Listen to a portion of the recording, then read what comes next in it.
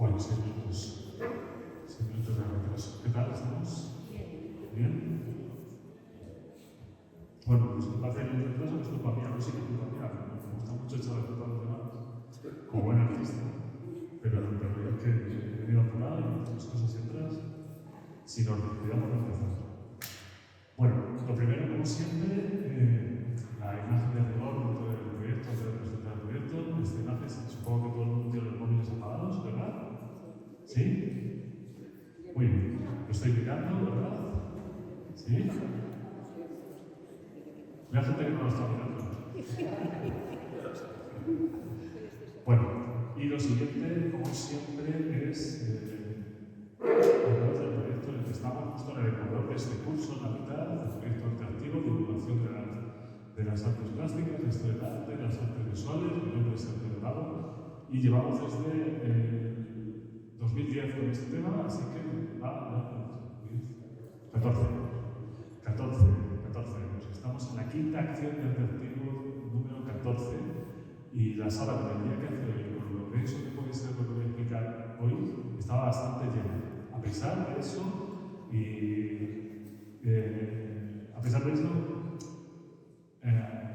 somos hoy teloneros, porque hoy después hay un monopolista muy gracioso, que lo habréis visto en los medios de comunicación, de la Delegación de Cultura y tal.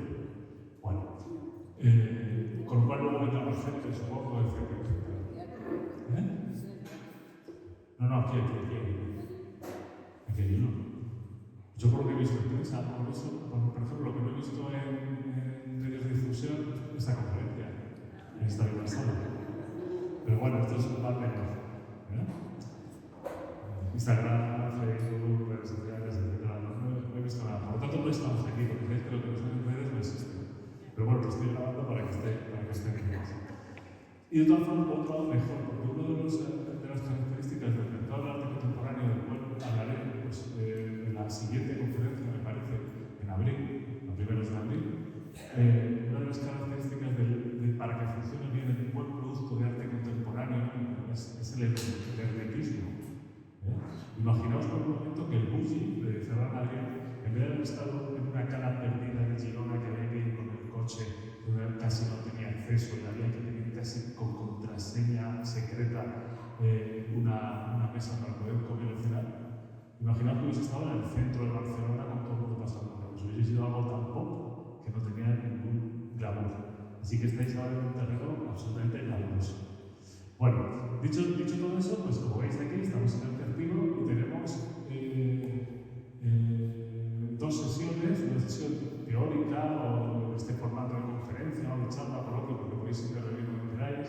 Luego yo lo que hago es el paso, pero podéis intervenir.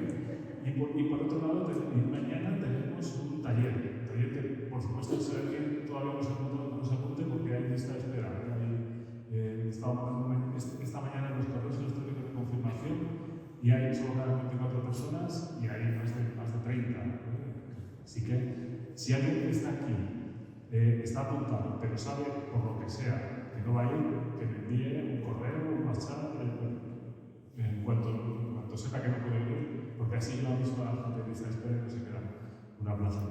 Mañana lo que vamos es hablaremos mucho y dibujaremos más con este tema relacionado del escorzo, la tercera dimensión, etcétera, que es el tema que nos convoca hoy, ¿verdad?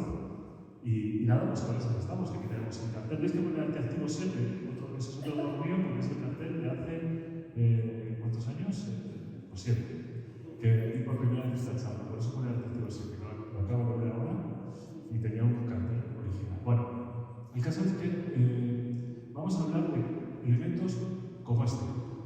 ¿Veis aquí esta pieza de Pere Borrell? Que es un cuadro al óleo. Me parece que es al óleo, ¿verdad? Sí. Que habréis visto hace un par de años en la exposición que hubo de Trampantojos en el Thyssen. ¿Y qué característica tiene este cuadro? Pues tiene dos características muy importantes. Una es más narrativa, que es el objetivo del artista en este cuadro, que se llama algo así como Escapando de la crítica, y hace referencia, es un pequeño chiste que hace el artista, como el niño que está en el cuadro antes de que pasen los críticos y pongan crítico al autor y al motivo del cuadro, pues se escapa entre la crítica, ¿no? Hace ese juego de la importancia o no, o nocivo o no, que puede ser, o constructivo o destructivo, que puede ser una crítica en las artes. Entonces aquí el motivo del cuadro, ya harto de estar harto de escuchar crítica, pues se sale del cuadro. Eso sería un poco la historia. Y luego tenemos el efecto visual. La sensación que tengo es que es tridimensional, que se sale verdaderamente. ¿Y cómo consigue esto el artista? Esto lo se pinta en el siglo XVIII, estoy diciendo, ¿sí? Perdón, en el siglo XIX, a finales del XIX, 1874. Y los artistas en ese momento han llegado a una serie de conclusiones, ya sean geométricas, pictóricas, técnicas de todo tipo, que les permiten engañarnos al ojo. Por eso esto de la trampa para el ojo, que es los trampantojos. Que los trampantojos tienen como origen la arquitectura y la decoración grecorromana. Cuando en las paredes se empezaban a dibujar, a pintar arquitecturas, dando la sensación de que alrededor de una sala, de una estancia posterior, y dando esa sensación de mayor tamaño, pero realmente no había nada más que dibujo, pintura y poco más. Y esa trampa visual. Claro, el problema fundamental que tiene este artista cuando tiene que pintar una obra de este tipo, en el que el cuadro, el personaje se sale del cuadro y tenemos la sensación de que se sale del cuadro, pues son varios.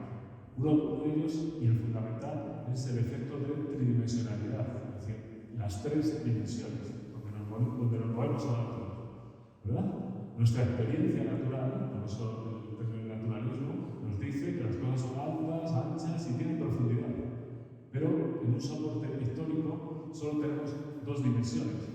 Entonces solo tenemos altura y anchura. Pero si queremos engañar al espectador, el artista aquí se tiene que inventar una serie de trucos que vienen, por un lado, en la imitación de los materiales. Fijaos en la moldura del cuadro, como se ve perfectamente la porosidad casi de la madera del marco, ¿verdad?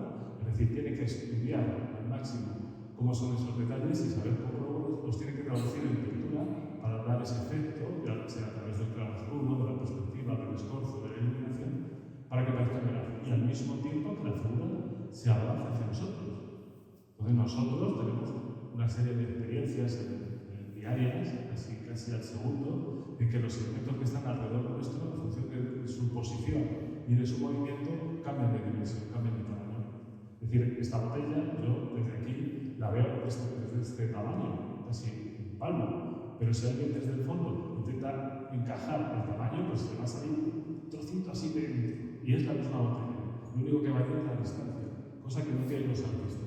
Pero sí que saben, por experiencia, lo tenemos todos, que se deforman, se distorsionan las formas. Entonces tienen que buscar una serie de elementos para darnos esa sensación. Eso por un lado. Y luego el porqué.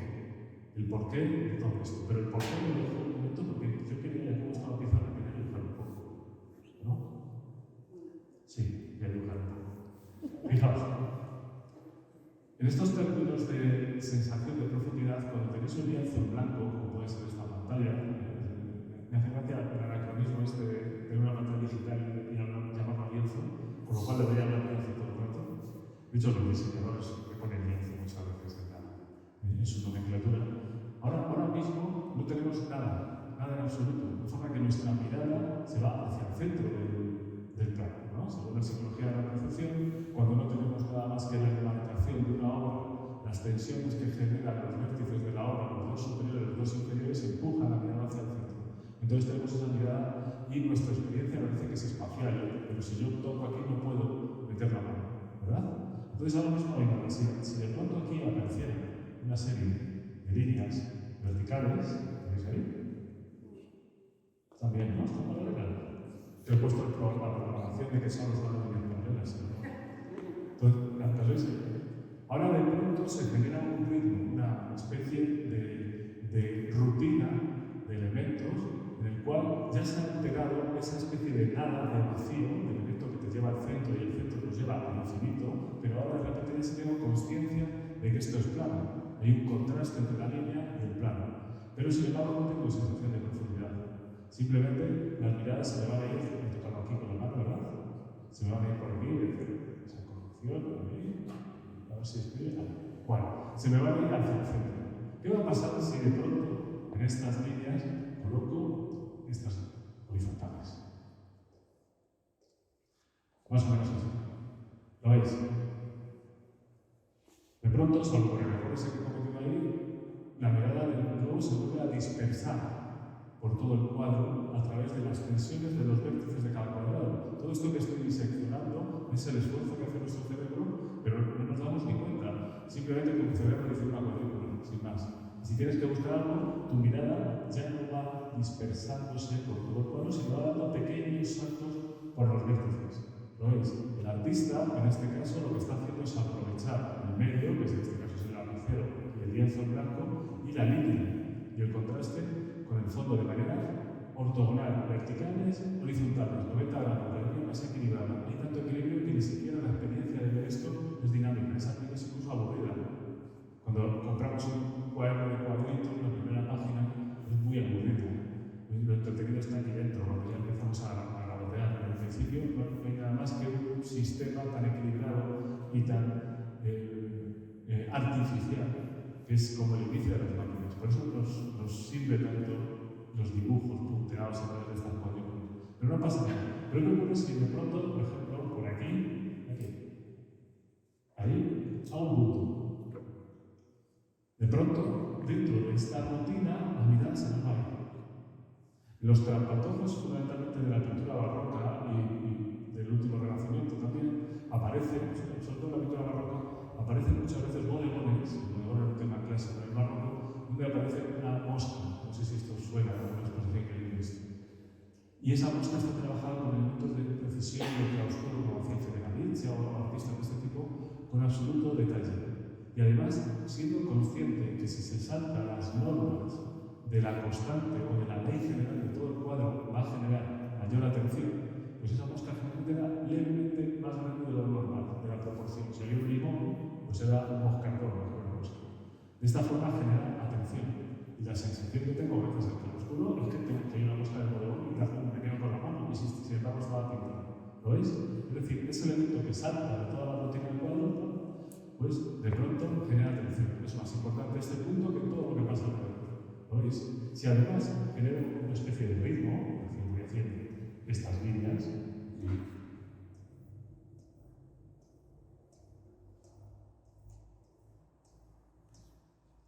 los veis bien, ¿verdad? ¿Qué es lo que está pasando ahora? Que además de generar atención, hay una confluencia. Es decir, hay un sistema. Lo que está más separado de la línea, más alejado de la línea, está más separado y todas las líneas se juntan en ese punto. Es decir, he generado una norma. Es decir, aquí tiene que pasar algo por narices porque es el origen de algo. Todo depende de este punto. La mirada se me va hasta aquí. Y además he generado una norma que se parece a la experiencia visual. Porque lo que está más alejado de ese punto está más separado, es más grande. Y se van confluyendo, se hacen más pequeñas. ¿Lo veis? De manera que estoy generando esa sensación de profundidad, esto que llamamos perspectiva. ¿Se entiende esto más o menos? De forma que si luego, además de eso, fuésemos generando algunos sistemas, es decir, por aquí doy unas cuantas horizontales que se van separando, o por aquí unas cuantas verticales que se van separando, por aquí más juntas, como más separadas, o incluso puedo hacer las curvas. ¿Veis bien cómo ahora de pronto, con esta norma tan sencilla, parece que puedo meter el brazo? Pero cuidado, que lo que estoy haciendo todo el rato es mentir.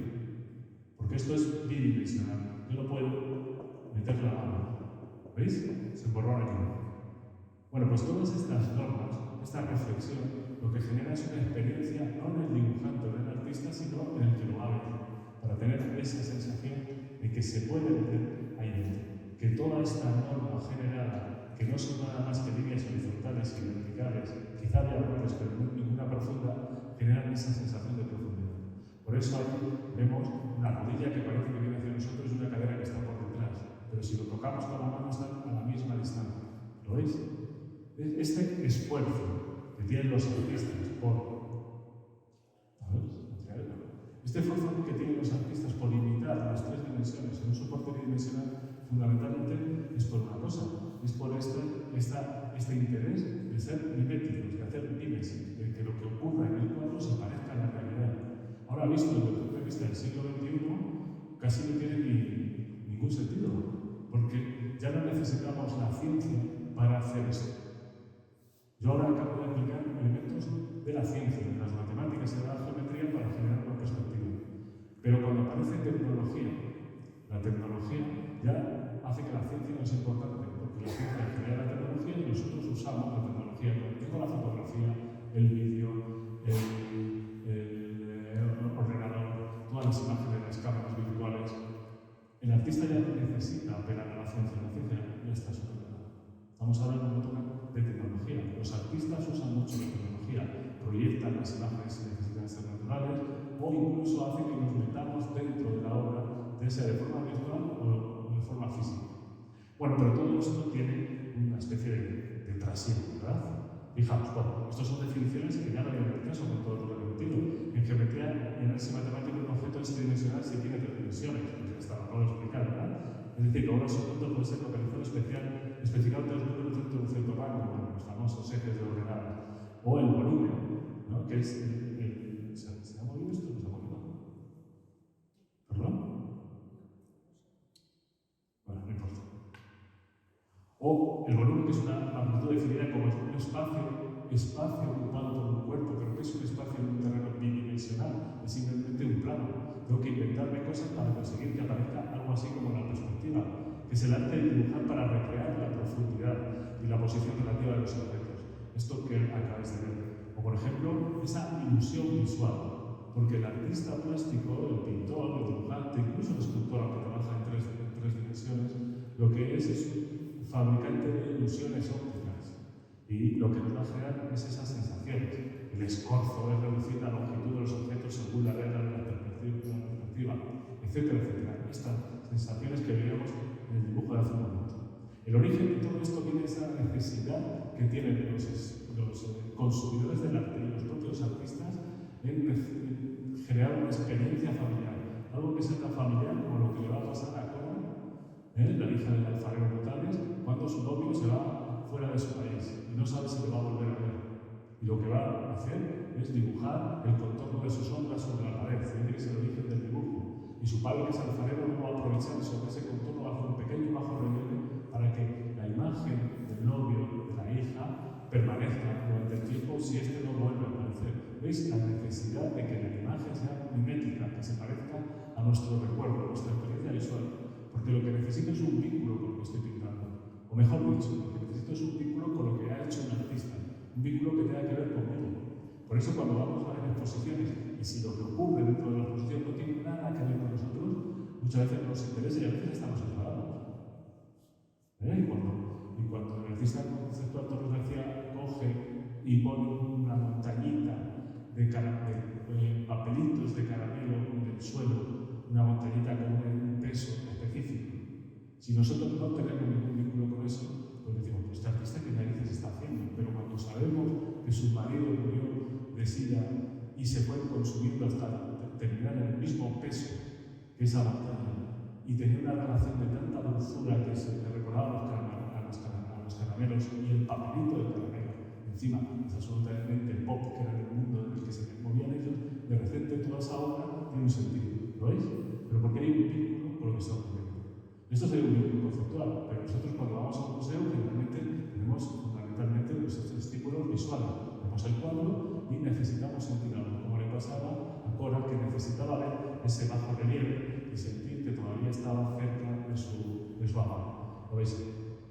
Este origen de conseguir que los elementos tengan parecido, bueno, en la historia de la Grecia clásica hemos hablado de ello además, se va a repetir una famosa escena que es esta competición entre Zeus y Tapasio, cuando de repente, esto sería prácticamente el resumen de la conferencia, ya no podría ir con esto, podría quedar un poco más, porque me gusta verlo sufrir, pero cuando Zeus y Tapasio compiten por ser los dos mejores artistas de la Grecia clásica, los dos mejores pintores, mejor dicho, pintores, en esa época que se consideraban artistas. ¿Y cuál era la forma de medir si eran los buenos? Pues era imitando, ser miméticos, que nuestro trabajo se pareciese lo más posible a la naturaleza. Entonces, Entonces Zeuxis pintó sobre una pared unas uvas que los propios cuervos fueron allí a comérselas y se golpearon el pico con la pared porque era un trampantojo, estaban tan bien en el sentido de mimesis, eran tan parecidas a la naturaleza que los propios pájaros se confundieron y se rompieron el pico. Entonces Zeuxis dice, he vencido a los pájaros, he vencido a la naturaleza, soy el mejor artista. Y Parrasio dice, un momento, tienes que ver primero mi obra para saber si realmente el mejor pintor es tú. ¿Dónde está tu obra? Pues aquí la tienes. Y enfrente de las uvas de Zeuxis había una cortina y Zeuxis corriendo fue a ver la obra que había pintado Parrasio y cuando quiso escorrer la cortina lo que estaba pintado en la cortina. De forma que Parrasio le dijo a Zeuxis, tú has vencido a los cuervos, pero no me has vencido a mí, soy el mejor pintor. Incluso hay un segundo capítulo de esta historia que cuenta Plinio, en la historia natural, en la que dice que el propio Zeuxis estaba también insatisfecho con su forma de pintar, porque luego hizo otra prueba más y pintó las mismas uvas, pero al lado pintó a un niño. Y de nuevo volvió a ocurrir lo mismo. Los cuervos se fueron a por las uvas y se golpearon. Y entonces él, cuando vio a los cuervos golpearse contra las uvas, dijo, realmente Parrasio es mejor pintor que yo, porque ni siquiera soy capaz de convencer a los cuervos, porque si el niño estuviese bien pintado, los cuervos se hubiesen asustado y no se les iba a acercar a las uvas. ¿Veis la necesidad de tener que representar lo natural, la naturaleza, de forma que llamamos muy posteriormente, de manera, vamos a llamarlo imperialista, por ejemplo, que nos confunda, que parezca exactamente qué es lo que no es? Es simplemente, como decía Madrid, pigmento sobre una tela, es decir, esto no es una pipa, ¿de acuerdo? Bueno, pero este origen va más atrás, esta búsqueda de lo mimético. Cuando estamos en las cavernas, ¿qué es lo que va a ocurrir aquí? Es que existe esa necesidad de representar lo natural. Y además, estamos empezando, hay una frase de Picasso, creo que es, que dice que después del arte primitivo, lo único que han hecho, decía, no lo decía en programa histórico, pero lo único que hemos hecho el resto es copiar a esto. ¿Por qué no tenían precedentes? No tenían ni paredes lisas, tenían paredes curvas, volúmenes, elementos redondos.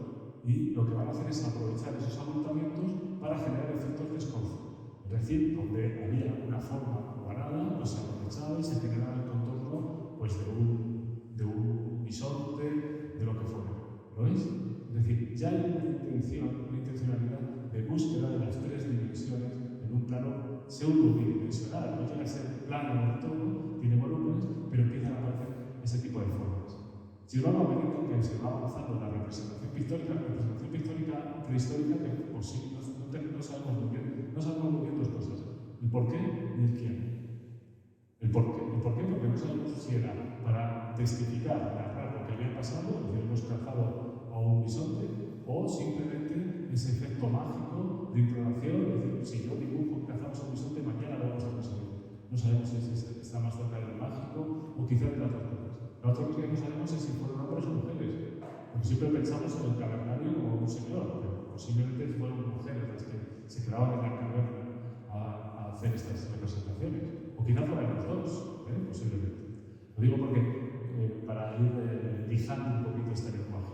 Bueno, dicho esto, ¿qué va a ocurrir? Que según va avanzando esto en la cultura egipcia, va a haber un fortalecimiento del símbolo.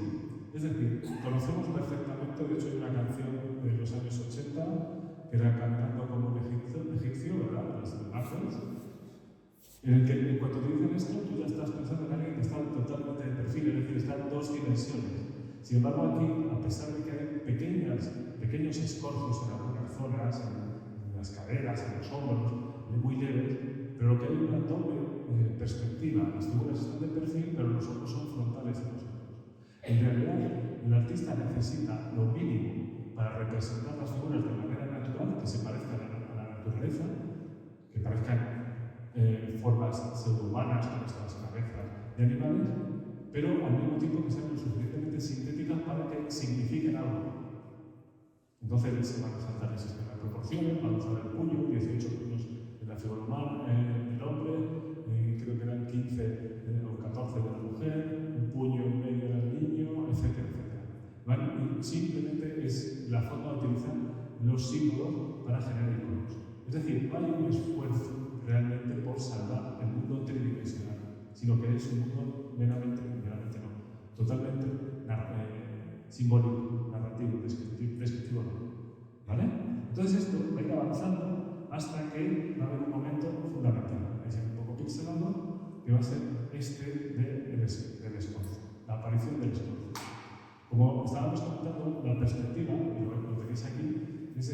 sensación que tenemos visual, esa ilusión óptica o esa simulación que hace el artista de generar profundidad. Pero el escorzo es justo lo contrario, lo que vemos en el cuadro de Borrell hace un rato. Esa rodilla que se sale hacia nosotros. Los elementos que salen del cuadro son elementos en escorzo. Se suele atribuir sobre todo a las anatomías. Y el origen del escorzo está aquí, en estas reproducciones, las que se conservan son en decoraciones básicas, donde vemos que simplemente es un juego de geometría.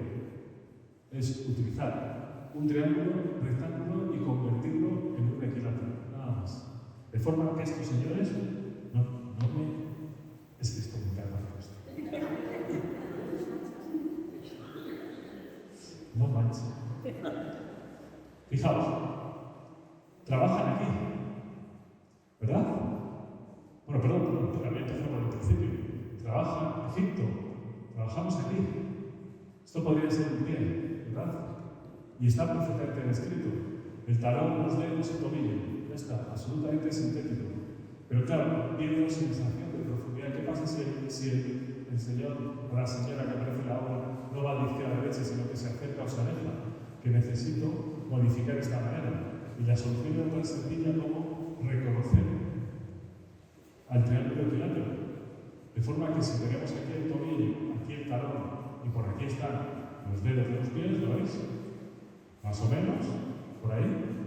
De pronto se dieron cuenta que alterando o modificando esas medidas, de pronto la sensación es que la figura, aquí está el pulgar, aquí están los dedos, aquí está el tobillo, de repente nos miramos.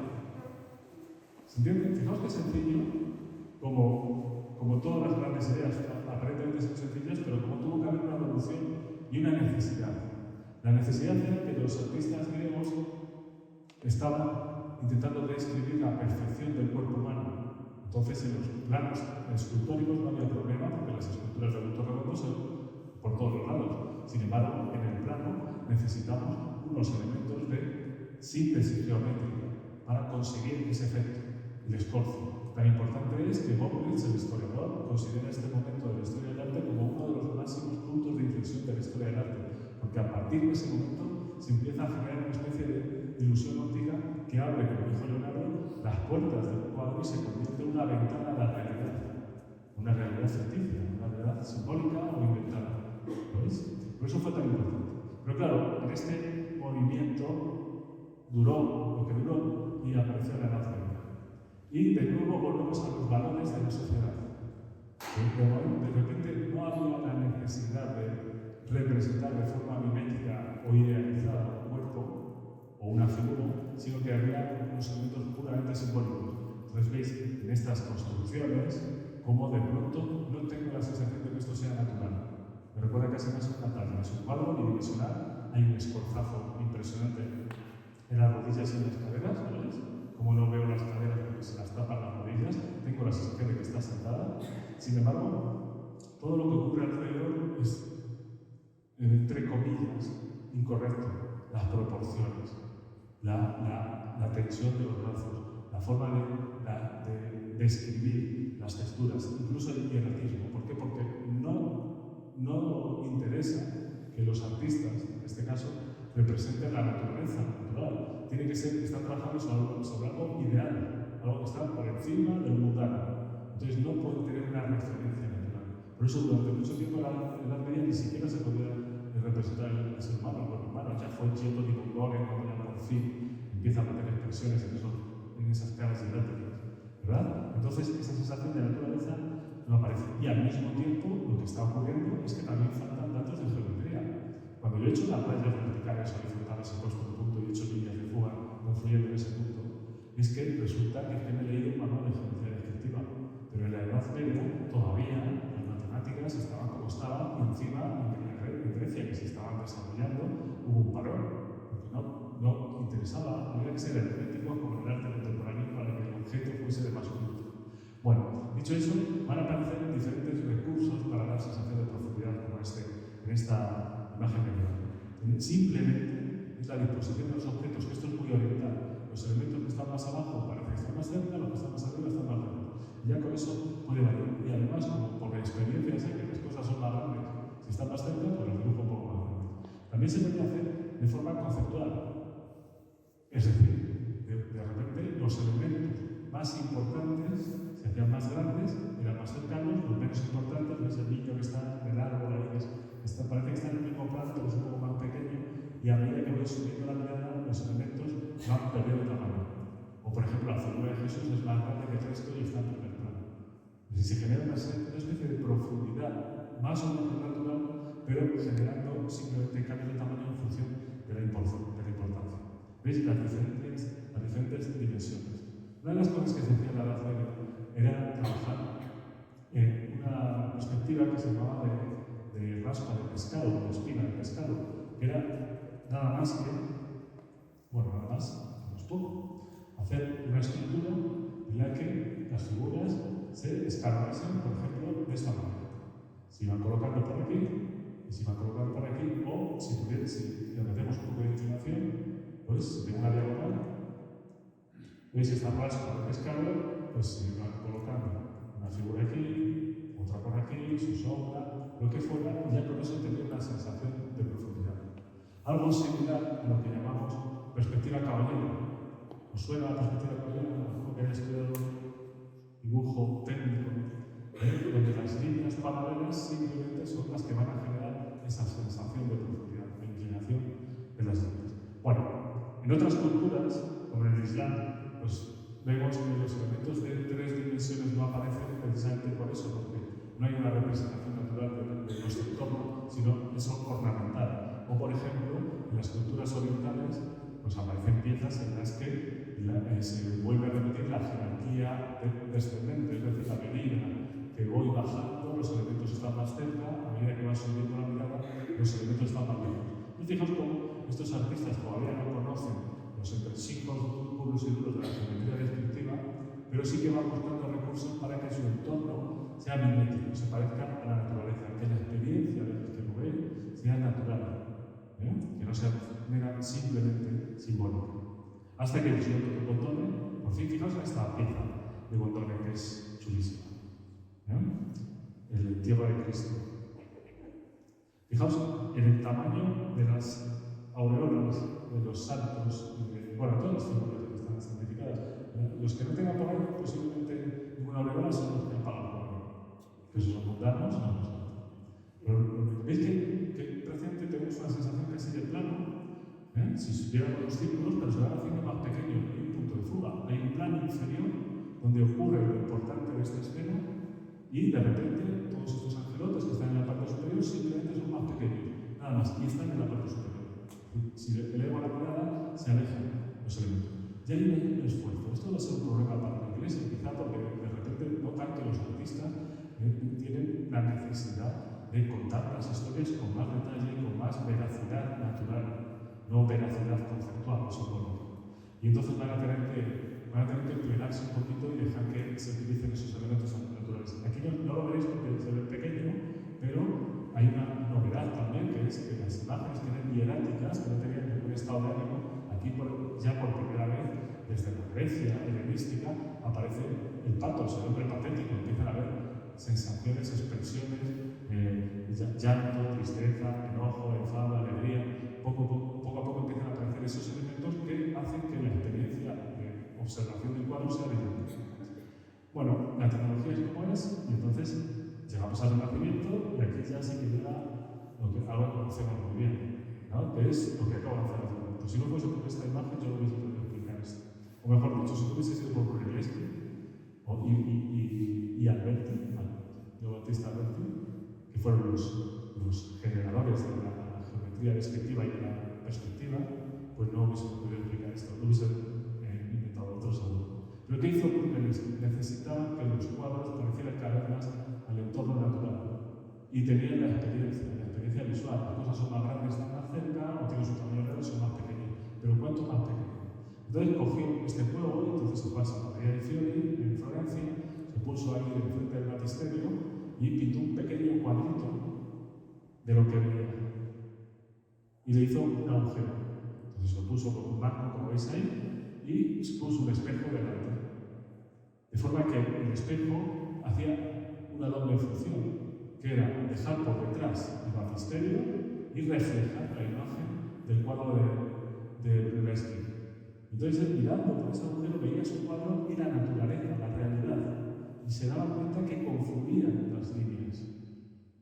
Es decir, su cuadro era en 2 dimensiones y la realidad era tridimensional, pero en ese plano había unas líneas de fuga que confluían. Y no solo eso, sino que esas líneas además coincidían con la altura de su mirada. Es decir, los puntos de fuga coinciden con la mirada del que ve la obra. De manera que los artistas, cada vez que pintáis un cuadro, en función de dónde subamos o bajemos en la línea del horizonte y apoyemos ese punto de fuga, le estamos diciendo al espectador dónde está el puesto. Si está por encima, por debajo, en medio.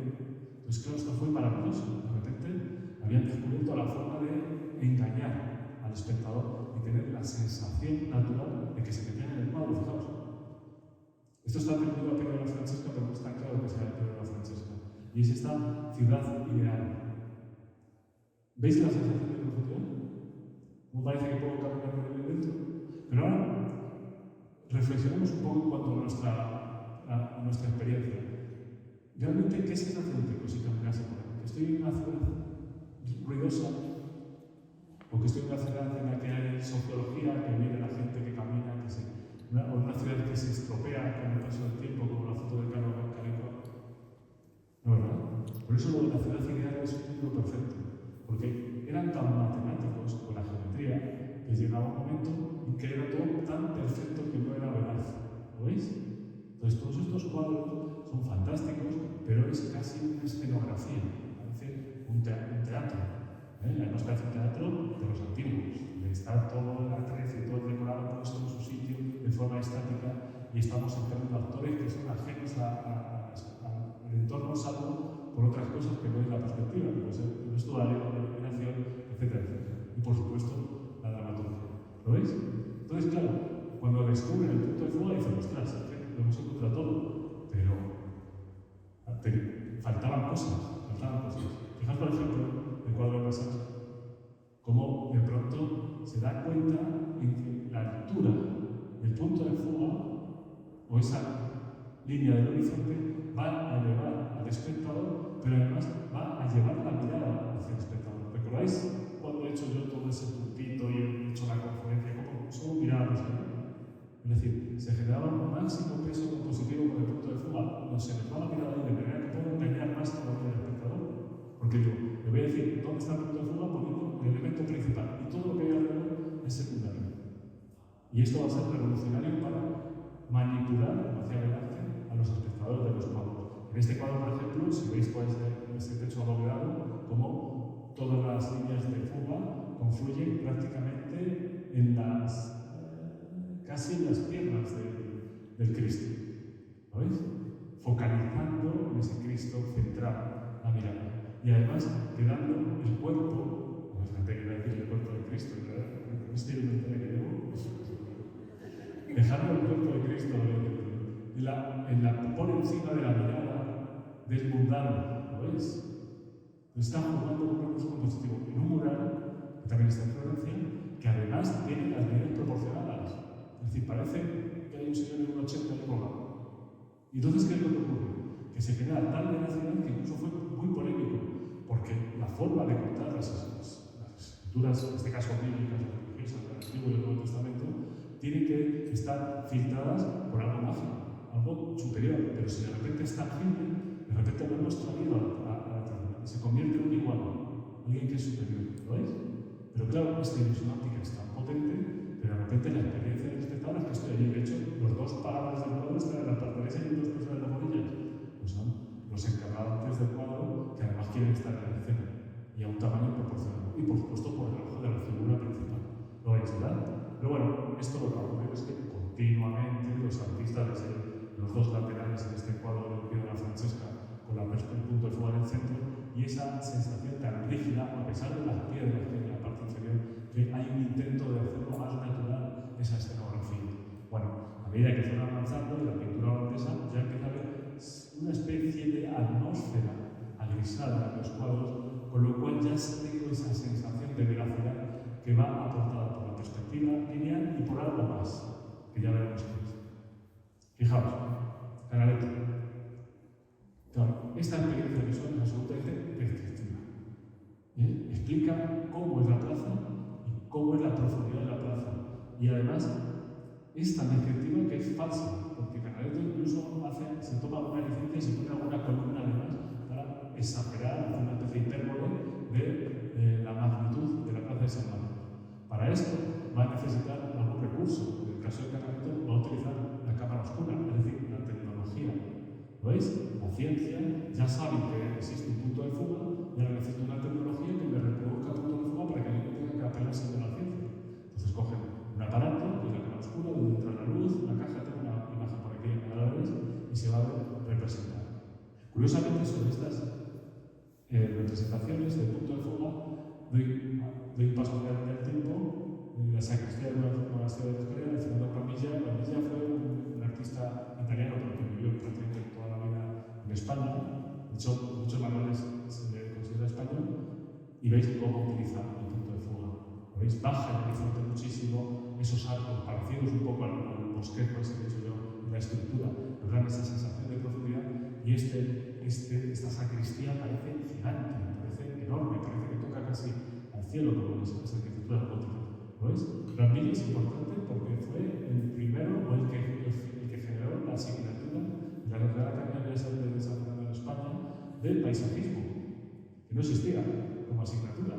El paisaje era un elemento que apoyaba a los cuadros, en una especie de escenografía, pero no había una titulación de paisajista del cuadro. Ramilla fue el primero que generó la cátedra. Utilizaciones del punto de fuga. ¿Veis el techo? ¿Os suena esta escena, verdad?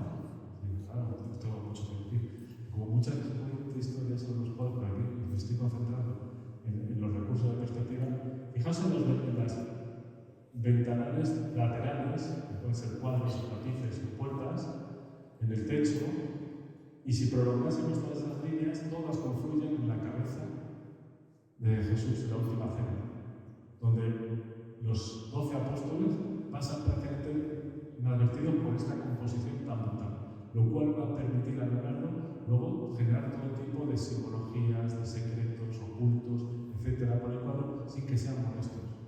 Si hubiese desplazado la figura central del acertado del punto de fuga fuese a cualquiera de los personajes de la escena, cobraría más fuerza cualquiera de los personajes que la propia figura de Jesús.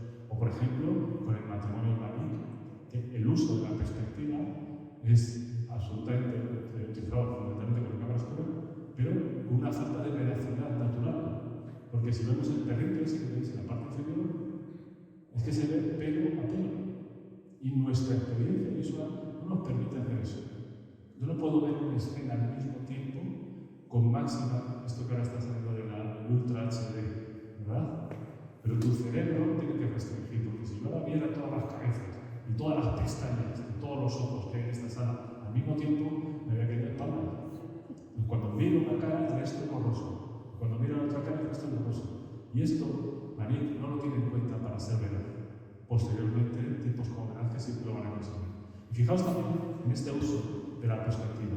El lavatorio, el cuadro absolutamente conocido, reconocible. Voy a hacer la del guía de los japoneses, que es describir este cuadro. ¿Hacia dónde se va la mirada? Pues si lo ves de forma frontal, pues veis que tengo a vuestra izquierda, ¿verdad? Hay un punto de fuga, veis la mesa, veis las baldosas, veis los arcos, empuja. Sin embargo, es el lavatorio, Jesús lavando los pies a los sacerdotes, no, a los discípulos, a los apóstoles, perdón. Esa es la figura principal y es por lo que está encarnado. Lo otro está en secundario, que está el perro. Tiziano no lo pinta él, pero se encarga, contrata a un pintor de perros, que había expertos en animales, y pinta el perro que está justo en el centro. Entonces, y sin embargo, con el punto de fuga justo en el lado opuesto, donde está la figura principal del cuadro. Con lo cual, esto que vemos a un altar de una iglesia es una composición que pudiera ser absolutamente errónea. Puede ser que estemos hablando de la mejor composición pictórica de la historia de la pintura, hecha por el gran maestro Tintoretto. Esto sería cierto si no fuera porque no estaba hecho para ser visto como lo estamos viendo, sino que no iba en el altar, sino en uno de los laterales de las paredes, y la gente que entraba percibía el cuadro a la derecha. De forma que veis donde está el punto de fuga, ¿dónde queda la figura principal? ¿Lo veis? Entonces, es una de las mejores composiciones pictóricas de la historia. Porque es cansado que nuestra mirada se debe ir hacia la fuga. Sin embargo, entre medias nos vamos a encontrar a Jesús lavando los pies, que es justo el tema principal de la obra. ¿Lo veis? De forma que nuestra experiencia es dinámica. Se pretende que estemos dentro de la obra, que tengamos esa sensación de que cuando caminamos o nos sentamos en esa iglesia, ahora está en el Museo del Prado. Por eso digo que cuando veis el Museo del Prado vais a ver a un montón de gente pegada a la pared mientras te cuadro, porque realmente es como hay que verlo. Vale, lo veis así. O, por ejemplo, cosas que pasaban en este uso de la perspectiva de la pintura con la competencia con otros artistas cuando escultores. El escultor provoca esa posibilidad de tener 3 dimensiones, pero los pintores no. Entonces, en cuadros como este cuadro de Venus Vulcano, un arte de Tintoretto, donde vemos el punto de fuga, veis las baldosas del sol, la ventana como es muy elevado, el horizonte se va hacia arriba, tenemos la sensación de que estamos por encima de la escena, como si estuviésemos en una ventana observando la escena desde fuera, ¿verdad? Y vemos ahí en el centro a Vulcano, bueno, esto sabéis la historia, ¿verdad? La fragua Vulcano en Chivago, su mujer se está acostando con Marte y este va corriendo ahí enfurecido a lo que pasa, llega allí, descorre la sala para ver si hay alguien más y está Venus y dice, pero si estoy aquí durmiendo la siesta tranquilamente, no veis tranquilo, ¿verdad? Y sin embargo, en la parte inferior tenemos un perrillo que ladra una figura en el lateral derecho, que es este Vulcano que se está, Marte que se está escapando de la escena. ¿Lo veis? Entonces, el punto de fuga nos empuja hacia arriba y el uso del espejo es simplemente para tener una visión tridimensional de la escena. Es decir, que podamos ver lo que ocurre al otro lado. Esto es simplemente para competir con los escultores, y tener muchos espejos para que el espectador de la obra pudiera ver las figuras por delante y por detrás. Para esto se necesita una tecnología, y es la tecnología del espejo. Y hasta que no aparecen los espejos, y sobre todo en Ámsterdam, cuando a principios del Renacimiento, en este movimiento del puerto de Ámsterdam, del mercadeo, empiezan a aparecer las nuevas tecnologías en velas y las nuevas tecnologías en espejos, el mundo de los artistas cambia por completo. ¿Lo veis? O, por ejemplo, el uso de la perspectiva en esta escena, ¿verdad? Venus recreándose ante la música. Y tenemos ahí un punto de fuga en la parte superior. ¿Hacia dónde se va la mirada en primera instancia en este cuadro? No tanto al punto de fuga, sino a la figura de Venus, que está ahí absolutamente enorme en cuanto al espacio y contrastada con respecto al fondo. Pero no está en el centro del cuadro y está en un punto de fuga, de manera que nuestro cerebro intenta solo ver esa diosa del erotismo puesta en el cuadro, pero se nos va a mirar un poco hacia arriba, porque hay una perspectiva muy luminosa en ese campo que se busca. Y debajo justo del punto de fuga que es una cabeza, de forma que nuestro cerebro tiene que hacer ese recorrido. Veo a la Venus, mi mirada se va hacia arriba, es que es un sentido dinámico. ¿Recordáis la maja de Goya? Que está en el centro, no hay dinamismo. Vemos la figura y es impactante, pero no hay un elemento de entorno real y natural, es el símbolo del cuerpo desnudo. Sin embargo, aquí hay una pequeña historia para que todo se dulcifique. Y de repente miro hacia arriba, se me baja un poco la mirada hacia el músico, y el músico está girando, y entonces aquí ocurren todos los elementos compositivos muy importantes en nuestra experiencia, que es el del cotidiano. Cuando vemos a alguien que mira algo, nosotros miramos. Si yo hago así, todo el mundo va a hacer así. ¿Lo ves? ¿Y hacia dónde está mirando? Lógicamente está mirando al perrito de la derecha que veis. ¿Lo veis? Entonces veis cómo aquí Tiziano está usando la sensación de espacio, de profundidad, de perspectiva, para que nuestra experiencia no sea directa. Porque hubiese sido demasiado bueno este cuadro, porque la figura no suena decente. Y por ejemplo, aparecen elementos como el escorzo que hablábamos antes, el escorzo famosísimo como el de la Anteña, que hemos dibujado en uno de mis talleres, que es una polémica que lo hemos sufrido. El canon griego clásico nos dice que un cuerpo tiene más o menos, depende de la época, 7 cabezas y media, 6 y media de la mujer, o 7, si Policleto de Praxíteles, etc. Bueno, sin embargo, aquí si contamos cuántas cabezas hay, pues nos salen 4 o 5, ¿verdad?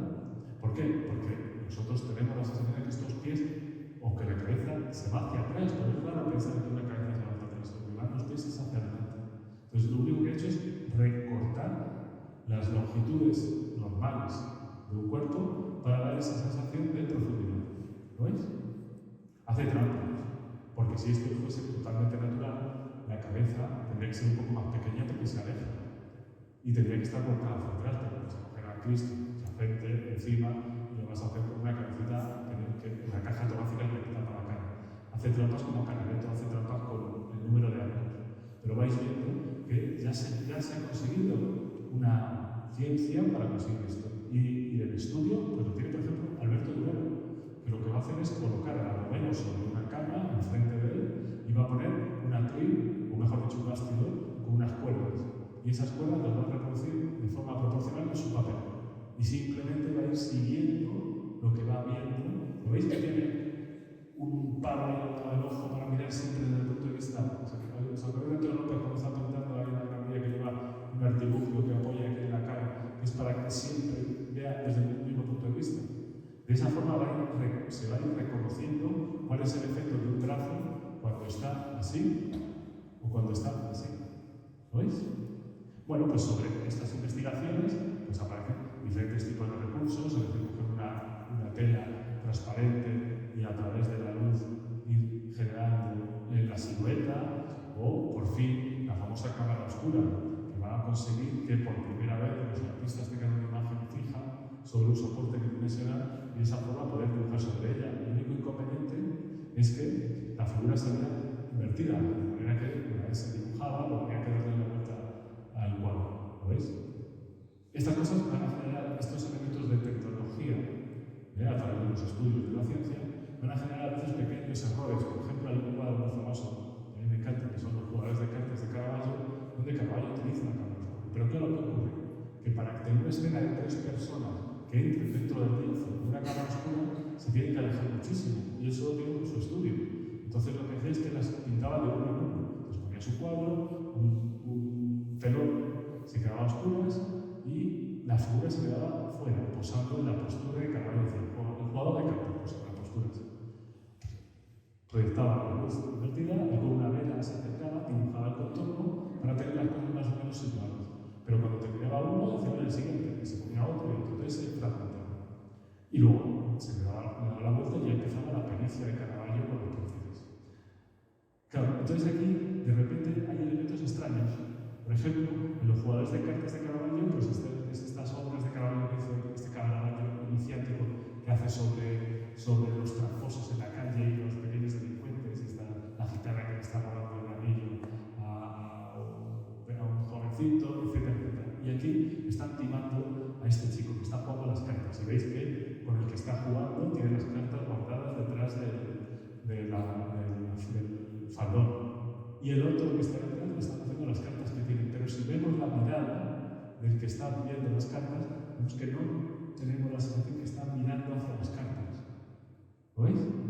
Está todo fantásticamente pintado, pero hay un pequeño desencaje, un pequeño desajuste. Parece que está mirando más a la espalda, lo cual es un poco extraño, ¿verdad? Esto es simplemente porque esta tecnología todavía está bien que pulirla. Fijaos en este cuadro de Caravaggio, que es por lo que es famoso Caravaggio. Este David y Goliat con la cabeza cortada, esa imagen muy de Donatello y de la cabeza de la mano de David, después de haberle vencido, le cortar el cuello para tener testimonio o pruebas de lo que ha ocurrido. Y vemos el brazo, cómo se vence hacia nosotros, ¿verdad? Caravaggio va a ser el maestro precisamente del escorzo. La ayuda de la cámara oscura te va a dar datos suficientes para luego poder dibujar incluso sin cámara oscura, porque ya comprendes cómo es esa distorsión. Fijaos en la cena de Maús, la figura de la izquierda con los brazos extendidos. ¿Veis? La mano derecha de la figura que está con los brazos extendidos, que está prácticamente pegada a la nariz. Sí, prácticamente. ¿La tiene aquí? Pero realmente lo que está es aquí. Esta es la sensación visual y esto es lo que ocurre en el cuadro. ¿Lo veis? Como que los artistas han necesitado de la ciencia y de cierta tecnología para comprender cómo narices hago esto. Y a partir de ese momento, la veracidad. La veracidad aparece a través de un tipo como Leonardo da Vinci. Curiosamente, el Renacimiento es la época, la pintura romana renacentista es la pintura de los dibujantes. Dibujan el contorno y relleno de color. El color al servicio del dibujo. Y sobre todo porque casi todo lo que se hace es la pintura mural. como se pintaba al fresco, tampoco te podías hacer de decorados. Pero Leonardo, como hacía un poco lo que daba la gana y hacía un poco de todo, pues trabajaba en formatos. De hecho, cuando pintaba un mural y no lo acababa, entonces los formatos pequeños se empiezan a dar cuenta que pueden difuminar, el famoso esfumato, fundir los contornos de la figura, porque la línea de silueta que va alrededor de la figura no es natural. Por la calle no vamos con una raya alrededor, ¿verdad? Entonces, ¿y cómo soluciona eso? Pues lo que va a hacer es fundir, ¿veis? Los bordes, por ejemplo, en el rostro, las cejas por aquí, las cejas no las tiene, pero es más porque no tiene muchas cejas la modelo y porque luego con restauraciones posteriores les ha ido alquilando un poco. Pero los fundidos de los contornos de la nariz hace que sea todo esté más dulcificado. Eso que después se va a llamar perspectiva aérea, ¿verdad? En los libros o atmosférico. Esa sensación de profundidad espacial, no solo por la línea de fuga, sino por el cambio de tonalidades. Lo que está más cerca del espectador es más nítido, es claro oscuro, blanco y negro, muy cerca. Lo que está más lejos está más alisado, se separa el negro y el blanco. ¿Lo veis? Bien, bueno, este cuadro es absolutamente prototípico de experiencia. Es decir, la sensación que tenemos cuando nos ponemos ahí delante es que te puedes dar 3 pasos adelante y decir al todo. Aparte es un momento que puede ser, porque voy a hablar con ese señor del fondo que no sé si sube o si baja, con José de todo el mundo. ¿Lo veis? Y lo que hace aquí Velázquez es, por supuesto, conocer la geometría, por supuesto, conocer la cara oscura y, por supuesto, conocer, fijaos la perspectiva lineal que hay en la parte superior del techo, como hay un punto de fuga o en los cuadros del centro que va hacia la mitad, que apuntan casi todos hacia la puerta, generando esa sensación de profundidad. Pero luego, además, la experiencia, porque si no hubiese trabajado en oscuro, pues sería piedra francesa en el Renacimiento, haciendo una escenografía. Pero, sin embargo, justifica una luz fuera del cuadro. Hay una ventana, una puerta, un pasillo, que no lo sabemos, fuera del cuadro, para iluminar el primer plano, para que el primer plano haya contraste. Y defino perfectamente a los asistentes de cámara, a la infanta, etc., al perro, todos en primer plano. Y además es lo que más me va a llamar la atención en el impacto visual. Está en la parte inferior, de forma que está más cerca, hay contraste. Y de repente me voy hacia atrás. ¿Por qué? Porque detrás hay otro máximo contraste. O sea, se salta la mano de perspectiva. Lo que está más lejos es más gris. Pero como es una habitación a oscuras, abro una puerta y de repente hay un señor que genera blanco-negro. De forma que mi mirada se va a ir y se va al fondo. Y con el brazo hacia la derecha, perdón, hacia nuestra izquierda. Y como somos cotillas, miramos qué pasa para allá. Y vemos el espejo absolutamente borroso, donde está el motivo del cuadro, ¿verdad? Que son los reyes, que están posando para Velázquez. De pronto tú te pones en el cuadro, decime otro cuadro que genere más experiencia al espectador que este, en el que tú te conviertes en el rey o la reina de España. De pronto. Y solo por la pericia de esta forma. Es decir, el tema del cuadro está fuera del cuadro. Y además, ni siquiera es alguien superior. ¿Eres tú? Claro, con esto ya nos acabamos, lo digo, nos vamos, no voy de tiempo.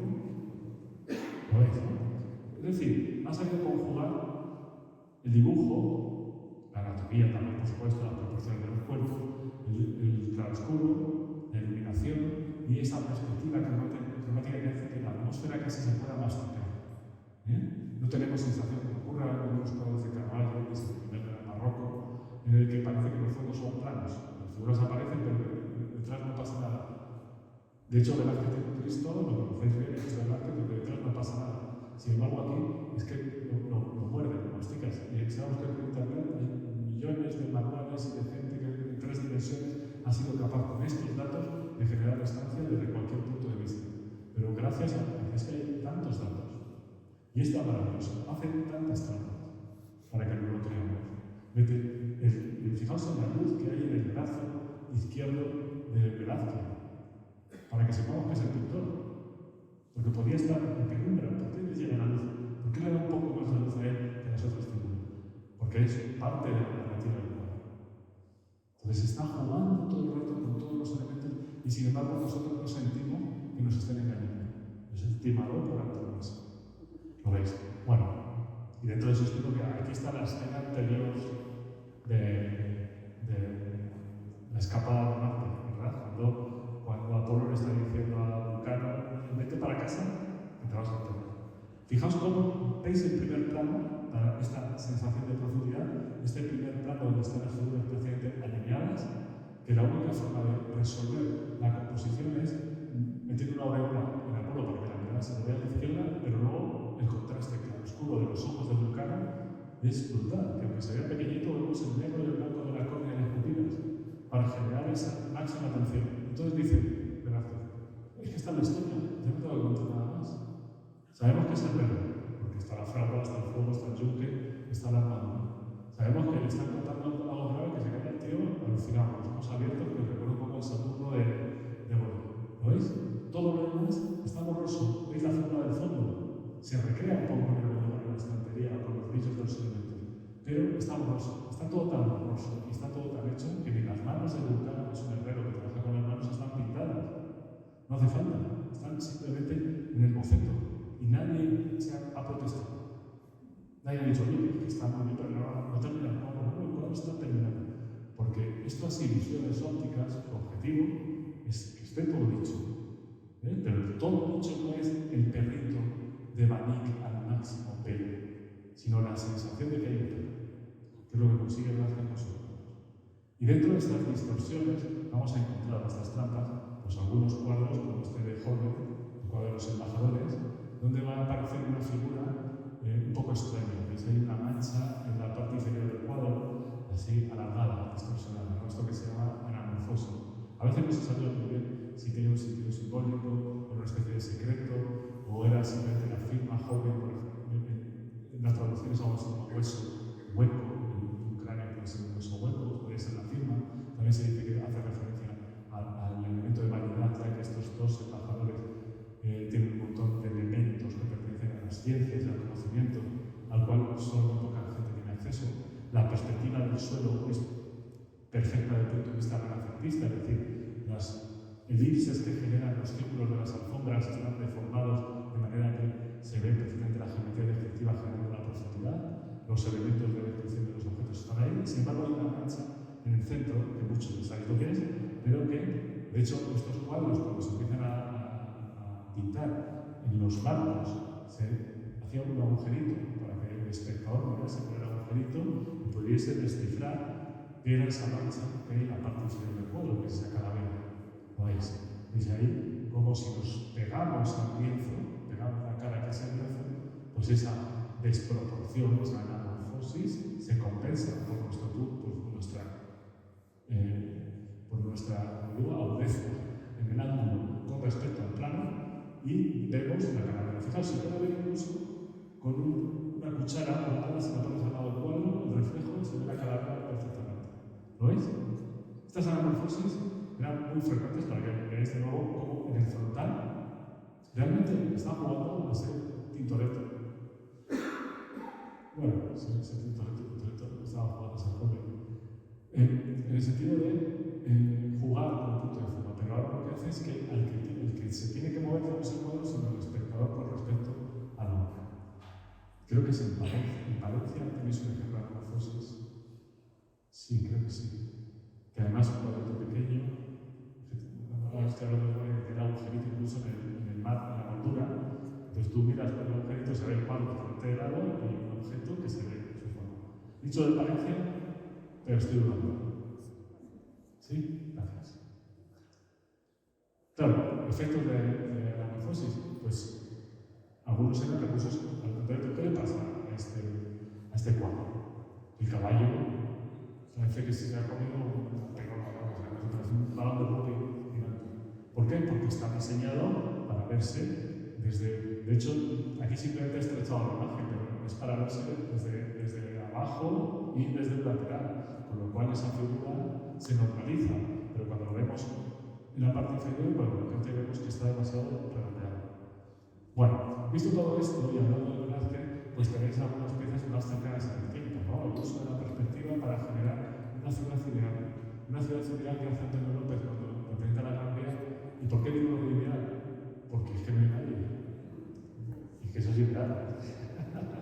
Entonces Entonces, ¿veis cómo el propio Antonio López decía que empezaba a las 6:45 de la mañana y a las 7 ya estaba la gente, todo eso, o sea, no había forma, pero él lo que va a hacer aquí es, a través de los estudios de perspectiva a revisar los colores a medida que se van alejando, meter más contraste en la parte delantera, el punto de fuga de la geometría, donde se ve perfectamente todas esas sensaciones, recrearse en la atmósfera y en la iluminación para generar un contorno totalmente natural, os parece veraz, y luego esto no es simbólico, de repente dices, bueno, ¿verdad? ¿Cuándo he ido por la economía sin nadie?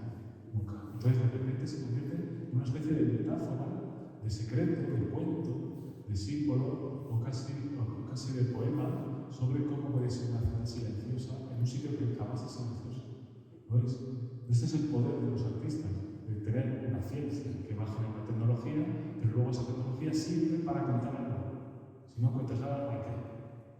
Bueno, Ansel Kiefer, otro que cuenta cosas.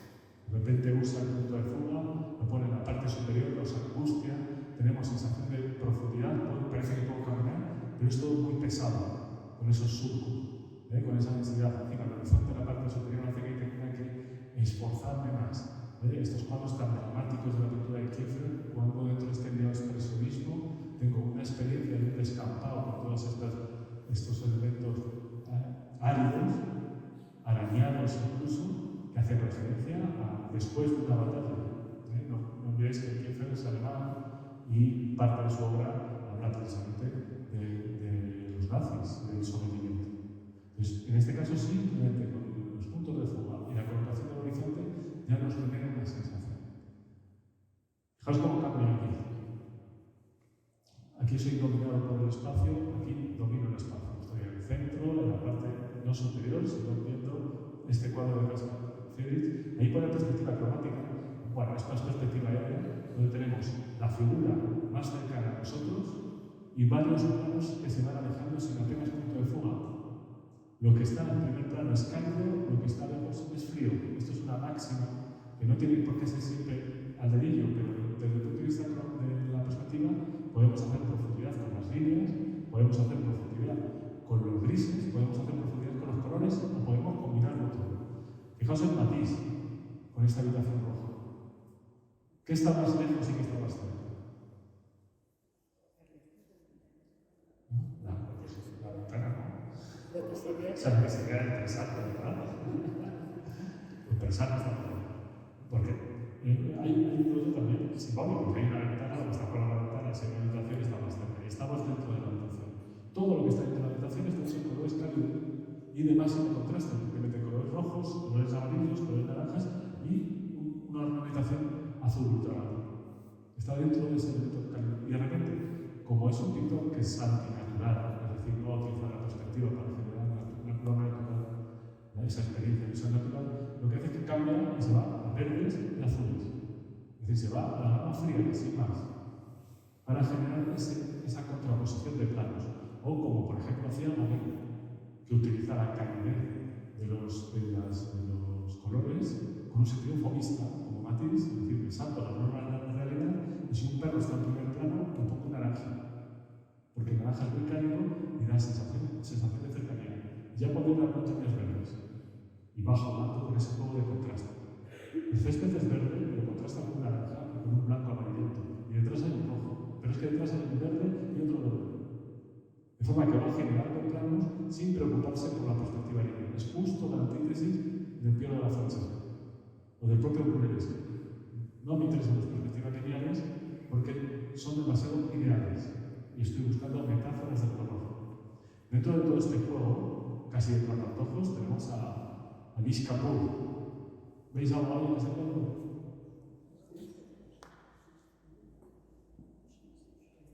Fijaos que realmente es un trampantojo, porque esto es un óleo sobre lienzo, y la sensación que tengo es como que hay una especie de boquete o un abultamiento. Ahí va a depender cada uno de su punto de vista. ¿Lo veis? Es decir, se está generando una ilusión óptica a través simplemente del degradado del amarillo y la naranja de diferentes matices de color. Nada más. Y esa superficie plana, de repente, tiene esos volúmenes. Fijaos, por ejemplo, en este otro ejemplo. Como de pronto, aquí aquí, en esta pieza de Dalí, lo tenéis en el Teatro de Figueras, ¿verdad? El Museo Teatro de Gala, Museo Teatro.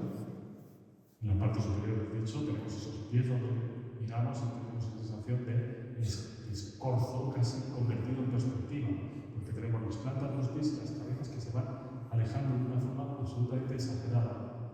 Es decir, cuando estos elementos de perspectiva son tan bestiales, los artistas entran en el terreno de lo surrealista, porque ya deja de ser natural.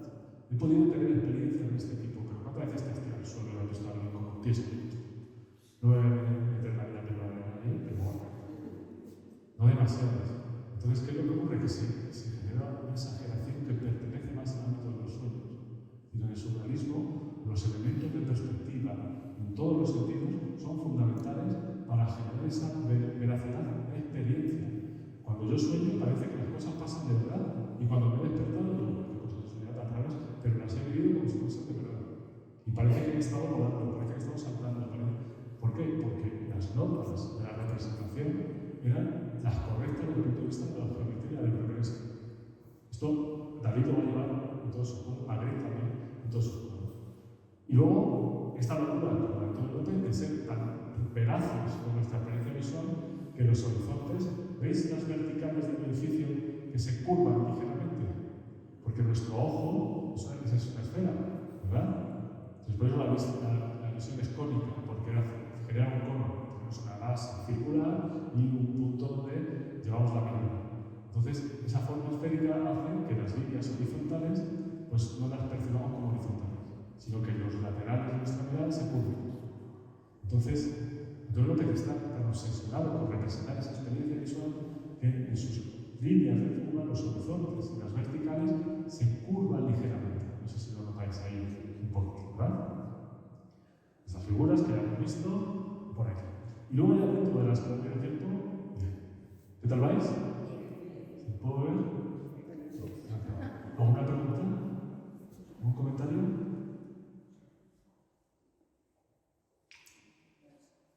Estoy contando tantas cosas como para preguntar. Como el tipo este le preguntamos algo, no sé. Escher, ilusiones ópticas.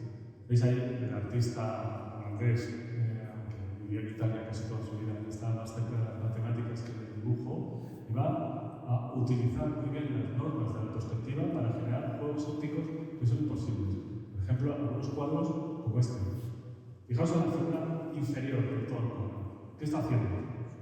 Pues sube, seguir su camino por las escaleras.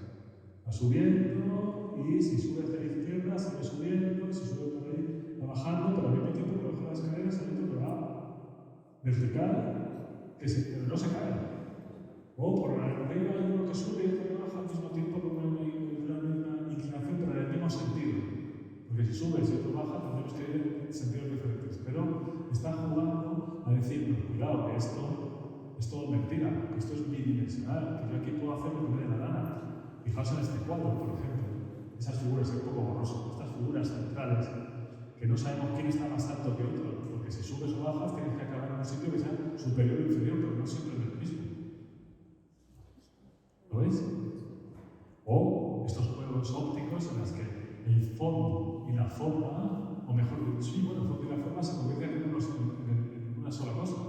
Estos planos, según vas elevando la mirada, se van convirtiendo en aves. Y están todos en el mismo plano. ¿Veis? Esta es la vuelta de tuerca de la mímesis. Porque en el fondo tengo una sensación veraz. Ostras, pues esto es normal, un edificio. Pero fijaos en las columnas de la parte superior izquierda. ¿Cuáles son las columnas que están delante y cuáles son las columnas que están detrás? Si en esa perspectiva caballera ha modificado los planos. No sé si se llega a notar. El primer impacto es todo correcto. Y cuando empiezo a analizar las cosas, digo, de hecho, ha retorcido el palacete para que las columnas se giren. O simplemente, como es todo mentira, lo que ha hecho es una línea que está solapada, la ha puesto delante. Y ya está. ¿Lo veis? Claro, este señor ya sí que tiene a su favor todo el estudio de matemáticas, de geometría, para hacer estos pequeños chistes. Y luego tenemos en el arte óptico. Fijaos, de nuevo, otro cuadro de Basabelli, en el que tenemos la sensación de que aquí hay movimiento. En el no-part se va a jugar con la geometría, con las formas y con los contrastes. De manera que esta figura, ahora con los ordenadores de Photoshop, todo lo que analizas en Photoshop, en móvil, esto ya lo podéis hacer sin ningún problema, pero con Basabelli y Brigitte lo hace por primera vez. Esto fue absolutamente demoledor para la representación pictórica, porque ya el plano ya no se lo ocurre. Hay unas constantes que parece que es ovalado, o juegos que recuerdan a eso. ¿Lo veis? Como de repente estamos en ese terreno de la ilusión óptica, en ese terreno en que el cerebro tiene que elegir por un camino o por otro. Si son colores complementarios, por un color o por otro. Si son blancos o negros, por uno u otro. Y eso va a conformar la imagen. Pues bien, dentro de la pintura española, pues tenemos a Pere Villalta, que tiene una parte de geometría abstracta, como buen estudiante de arquitectura que fue, bueno, que fue porque dejó la arquitectura, no porque haya muerto, es mayor, pero debe estar bien.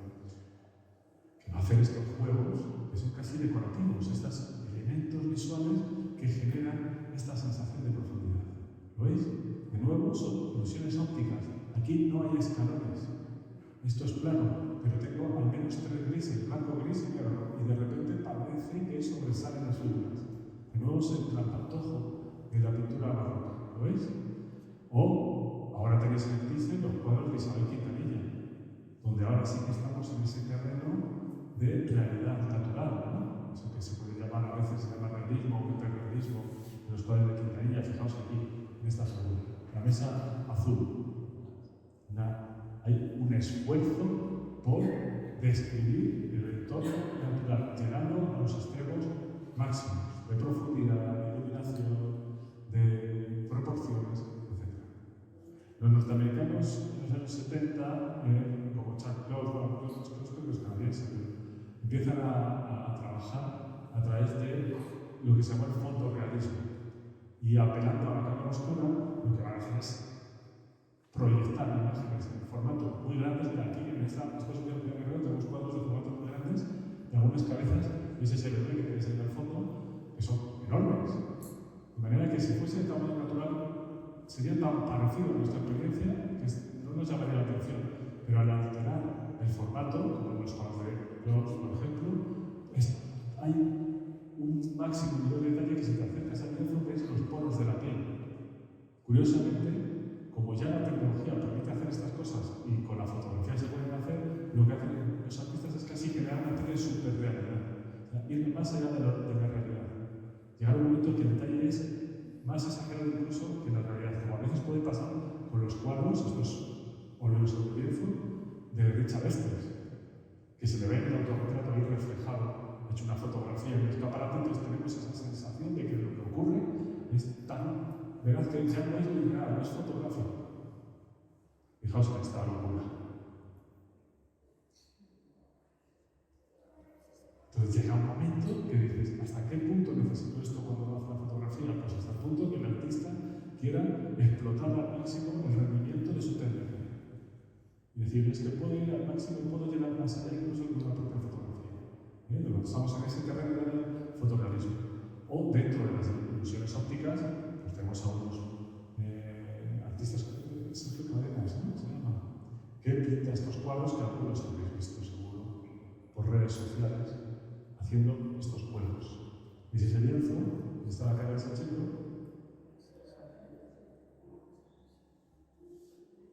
y se convierte en otra figura. Es ahí esa niña, y a efectos casi como si fuese una morfosis, nos vamos al otro lateral y se convierte en una anciana. ¿Qué está haciendo el artista aquí? Pues jugar con algo conceptual como es el paso del tiempo y al mismo tiempo simplemente lamina el cuadro con las varillas y las flechitas y las pone todas juntas. Pinta el retrato de la niña y luego las gira a 45 grados, todas juntas, y pinta el retrato de la mujer y luego las va intercalando con ángulos de 45 grados. De forma muy fina. De forma que cuando tú estás de frente ves la mezcla de los dos retratos. Pero si te vas hacia un lado, estás viendo solo a la niña, si te vas al otro, estás viendo a la anciana. ¿Lo veis? Es decir, es una forma de trabajar una ilusión óptica. Lo veríamos ahí. O, por ejemplo, estas otras obras de Patrick Hughes.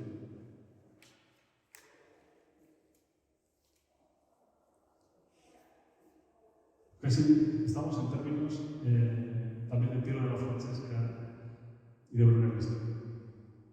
Es un cuadro, un cuadro fijo, es decir, no es una animación ni nada de esto. ¿Veis la sensación tan extraña de volumen? Cómo hay zonas que desaparecen en un cuadro fijo. Aquí lo que hace es parecido a lo que hemos visto en los cuadros anteriores, pero exagerando los planos, como si pintase varios cuadros sobre una superficie. No sé si se distingue la superficie. Comentarios sobre eso. Sí. Me recuerda que tiene como una cultura de cáncer, ¿no? Mira. Estaba en algo. Mira. Ahí está lo que es lo que estás comentando. Mira, ¿veis las protuberancias? ¿Veis en la parte superior de su lienzo? Es que como no te cuadro arriba, a lo mejor te distrae. ¿Veis esos triángulos azules? Lo que hace es crear una perspectiva que escoge hacia afuera y va pintando los planos. Y pinta en perspectiva también. De manera que cuando tú lo rodeas, pues tienes esta sensación visual. Quiero decir que todos estos artistas lo que están haciendo ahora es provocar en nosotros algo que no ocurre en la realidad, sino que ocurre en nuestro cerebro, que es completar esa imagen y tener esta sensación casi de movimiento, de perspectiva, de profundidad, como si estuviésemos en el sitio, con un punto extra, que es la labor técnica o artesanal del artista, porque esto quizá ahora hay software que te lo hace. O, ¿veis? En el arte contemporáneo, de repente, estos bloques, esta perspectiva que este es el Kiev también, es como ya la experiencia de entrar dentro del cuadro se hace muy evidente, con un solo punto de fuga en la parte inferior, con toda la dureza de estos arcos. Llega un momento que los artistas plásticos tienen tan superado el mundo de la realidad, de la superrealidad, del fotorrealismo, que necesitan dar algo más. Y entonces entra en el terreno de salirse del cuadro, que el espectador sienta que los objetos ya se han salido del lienzo. Y se genera este término de instalación. Entonces, esas tres dimensiones se convierten en tres dimensiones de verdad. Y van más allá. Y gente como Dan Graham dice, bueno, es que mi experiencia no son estas cristaleras. La experiencia es sentir lo que ocurre cuando me meto dentro de los cristales. Es un poco lo que estaba buscando Pere Borrell cuando hacía el cuadro de salirse fuera del cuadro, o Velázquez con la Marina. Sentimos que nos metemos dentro. Pues ahora, con estos artistas contemporáneos, en elementos instalativos, la pieza no es la estética del objeto, sino la experiencia de cruzar el objeto, como ocurre aquí, cuando de repente te metes en unas curvas, en un paseo curvo acristalado donde se deforma tu entorno y se refleja tu figura. O Carmen Iglesias cuando genera estos porches. Que son muy chulos, son muy bonitos, pero la pieza no es ver el bronce que parece libre, que la pieza es cruzarlo y recibir las sombras acogedoras de la luz. Ese es realmente el tema. Es decir, están buscando una experiencia a través del estudio de lo que es la realidad. ¿Hay algo más real que lo real? Pues quizá lo subjetivo, es decir, tu situación que interpreta lo que está pasando. Entonces aquí, de pronto, te metes en estos espacios, en este pasillo donde ocurren estos elementos. O, por ejemplo, Tomás Saraceno, cuando llega a una sala como esta, de globos gigantes, y el visitante de la exposición lo que tiene que hacer es entrar dentro de ellos, como si estuviese en un parque de globos. Entonces, la obra no son los globos gigantes.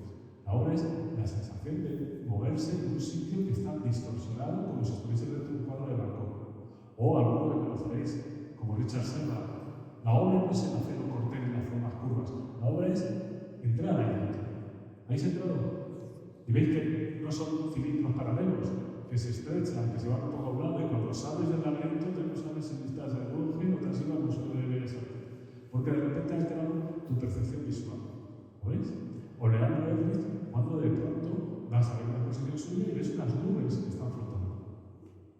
Y dices, ¿cómo ha hecho? ¿Una torre de agua? ¿Qué está haciendo? Y simplemente lo que hace es colocar una serie de láminas de cristal donde están fotografiadas las nubes de diferentes tamaños, y con la iluminación simplemente desde el frontal tengo la sensación de que hay un elemento que está flotando. ¿Lo veis?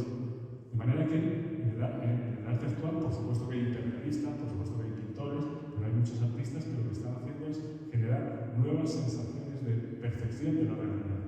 Lo veis aquí. O por ejemplo, Isidro Braso, cuando genera estas fotografías múltiples con un elemento escultórico. Es decir, se ven los bastidores, los caballetes, muchas de sus piezas se pueden rodear, se ven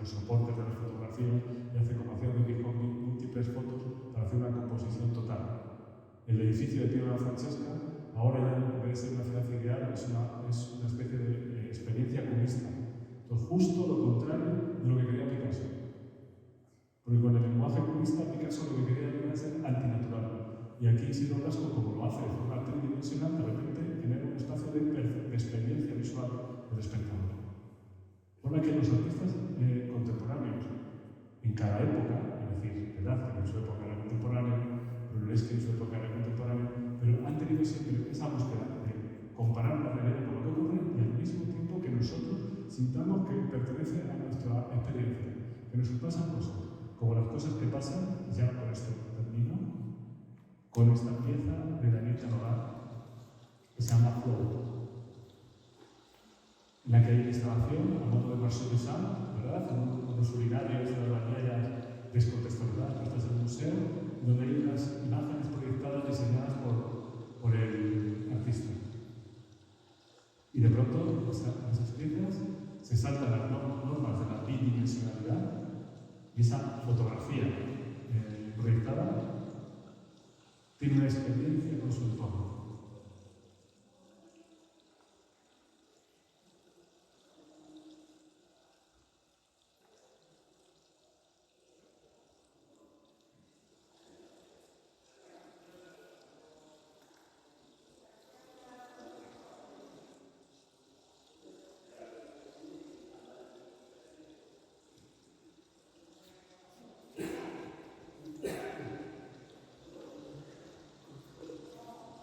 Más interactivo de esto sería meterlo nosotros en la bañera.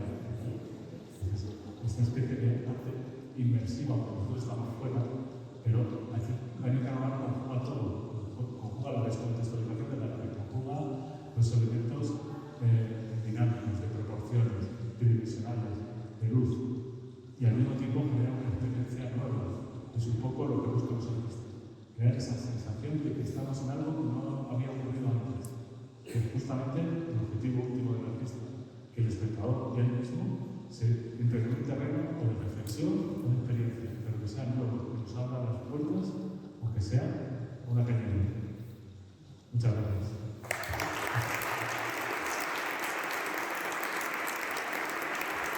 Muchas gracias.